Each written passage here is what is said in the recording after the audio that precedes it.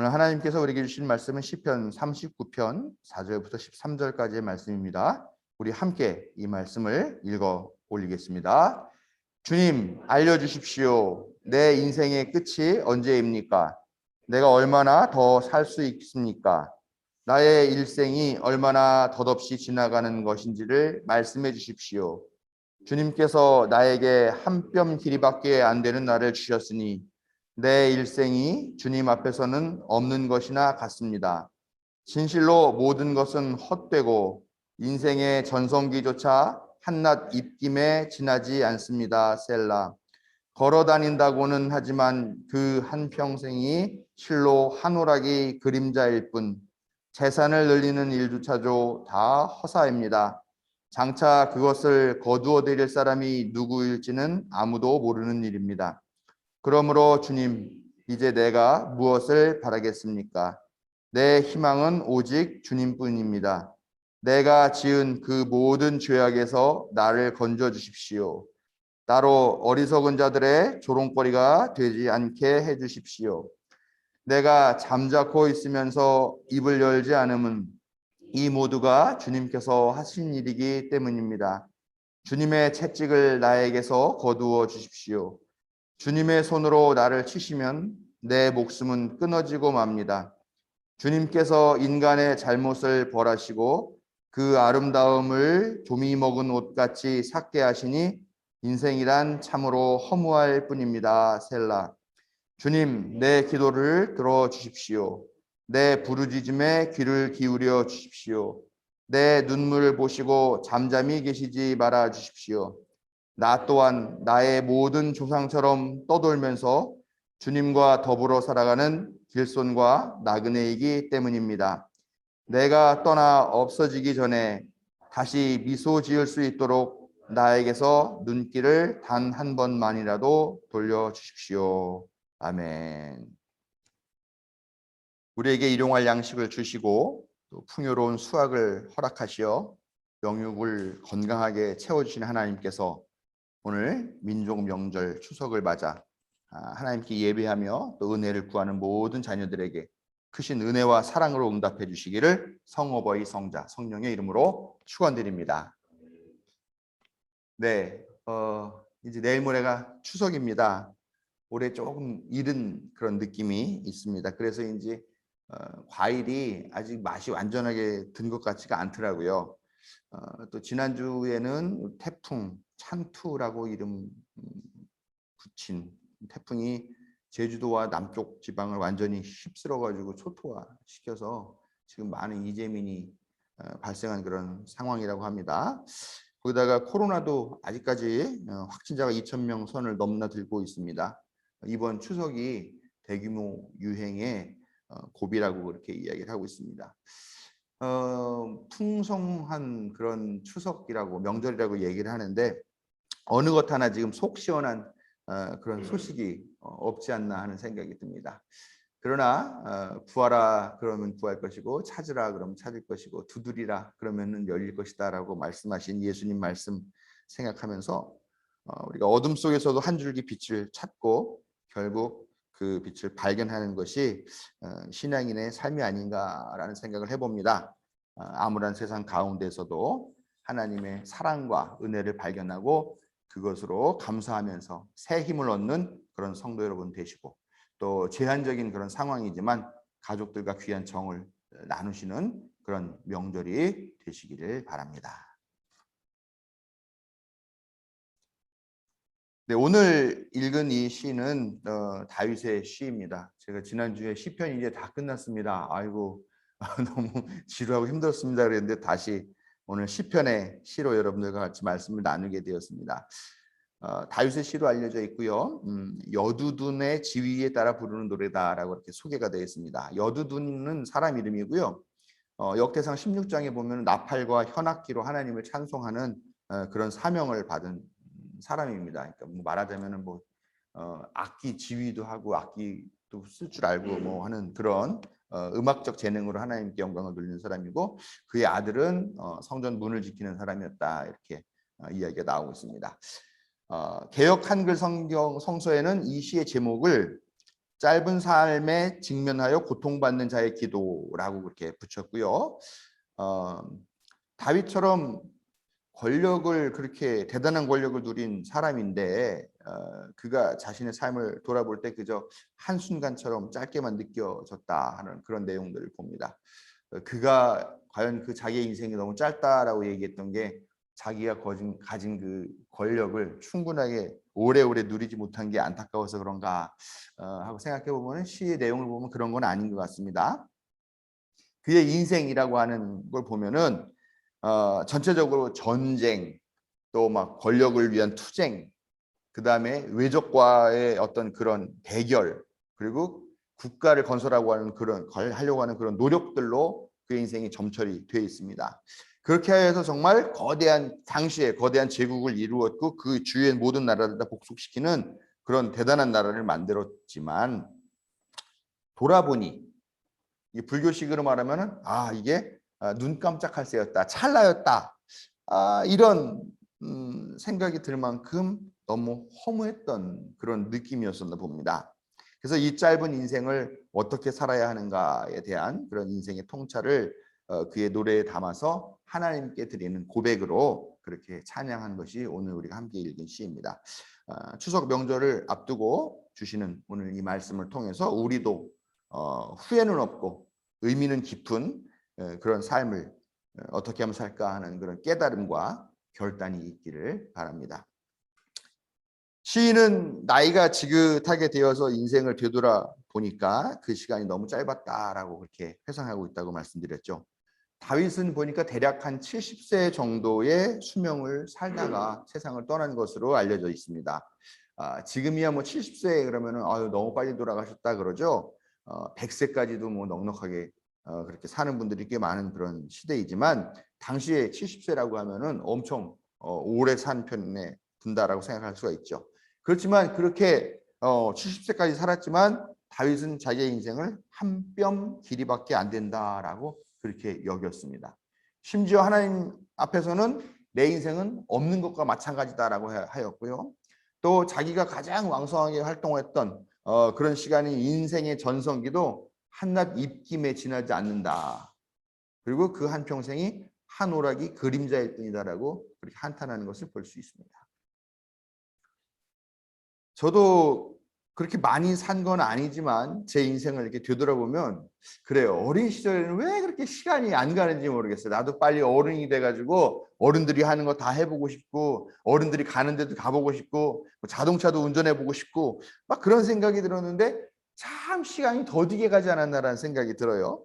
그런데 30이 돼가지고 결혼도 하고 목회하고 또 아이들도 낳아서 키우다 보니까 어느새 제가 40대가 되겠더라고요. 그래서 이제부터는 내가 아주 왕성하게 좀 활동을 할 때가 됐구나라고 생각해서 또 살다 보니까 어느새 제가 50줄에 이렇게 접어들었다는 거죠.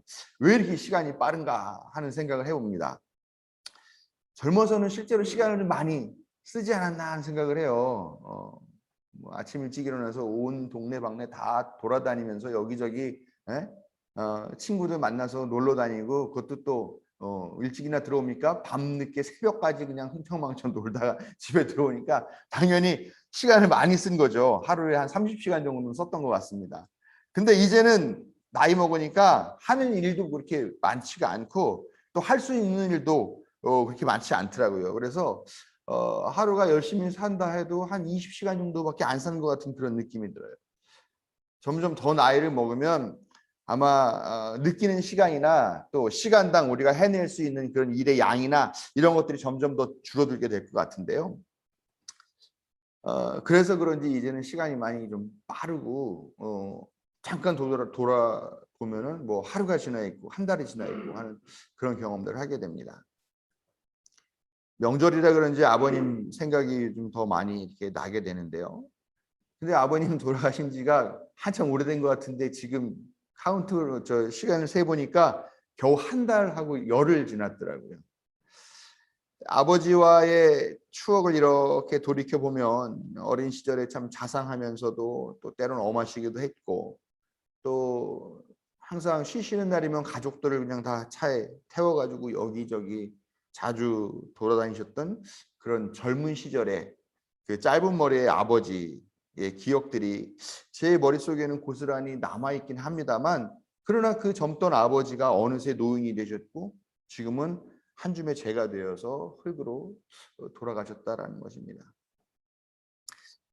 이런 모든 것들을 보면서 또 제 삶도 보면서 인생은 살면 살수록 더덥다 하는 생각들을 많이 하게 됩니다. 다윗 제국이라고 일컬었던 이런 대업을 이룬 다윗조차도 인생이 한 뼘에 지나지 않았다라고 말하니까 우리 같은 소시민들의 삶이야 더 말할 필요도 없지 않겠나라는 생각을 하게 됩니다. 그러면 과연 이 짧은 인생을 어떻게 살아야 할까라는 생각을 해보게 되죠.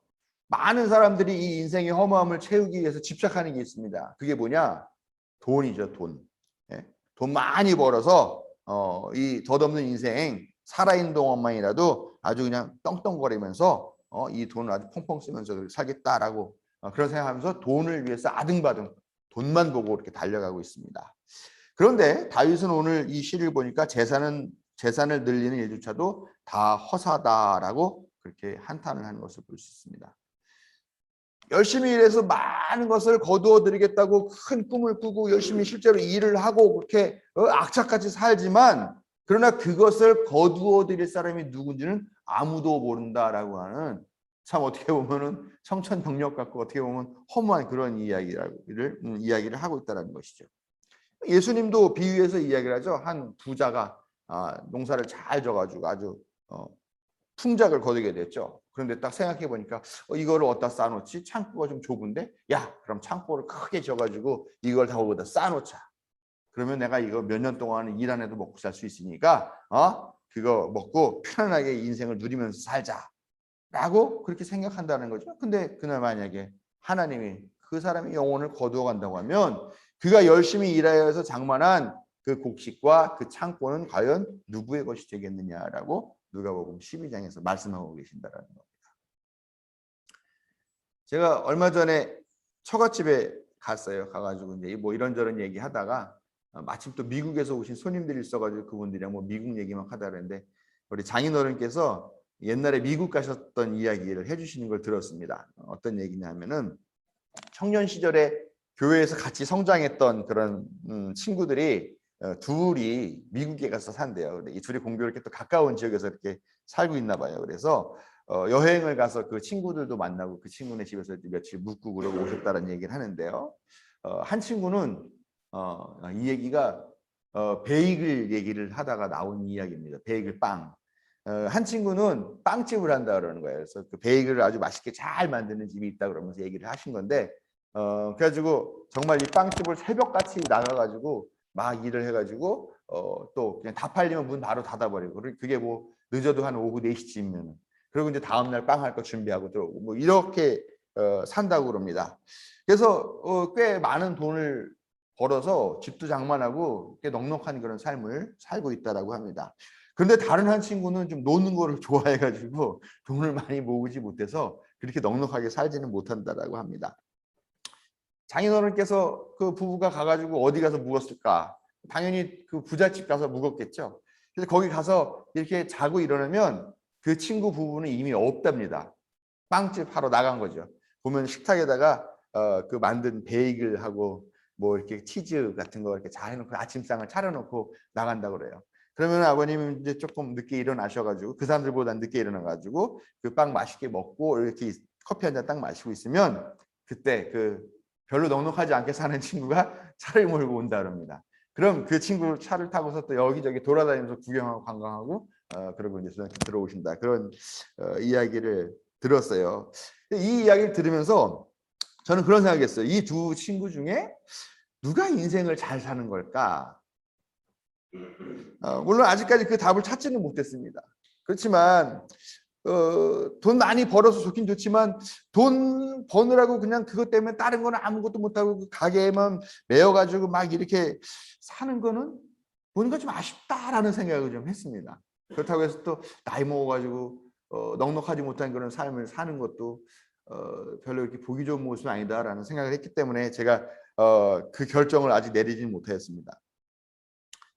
열심히 돈 많이 벌어가지고 그걸 모아서 큰 부자가 되었지만 이제 나이가 들면은 기력이 없어가지고 그 돈을 제대로 쓰지도 못하는 경우를 많이 보죠.